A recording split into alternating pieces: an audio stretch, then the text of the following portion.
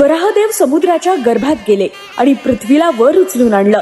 ही केवळ धार्मिक कथा आहे की त्यातही विज्ञान दडलेलं आहे? वराह म्हणजे खोल पाताळातील शक्ती, भूगर्भातील धरणीचा उद्धार करणारे बलशाली रूप. भूगर्भातील शास्त्रातही सांगितलं जातं, पृथ्वीची स्थिरता हाच जीवनाचा पाय आहे. जेव्हा पृथ्वी हलते, कोसळते, तेव्हा आपत्ती येतात आणि त्याचं रक्षण करणारा कोणीतरी असतोच. तोच म्हणजे वराह.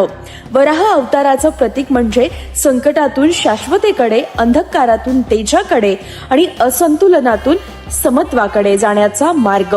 वराह अवतार आपल्याला सांगतो, धार्मिक श्रद्धा आणि वैज्ञानिक शुद्धता हे एकमेकांचे शत्रू नाहीत, तर पूरक आहेत. वराह पुराण आपल्याला दाखवतं की भारतीय धर्मकथा या केवळ भक्तीच्या नव्हे, तर ज्ञानाच्या आणि विज्ञानाच्या उपासना आहेत. सकल हिंदू समाजासोबत पुढच्या भागात पाहूयात वराह पुराणाचं महत्त्व आणि पारंपरिक पद्धती.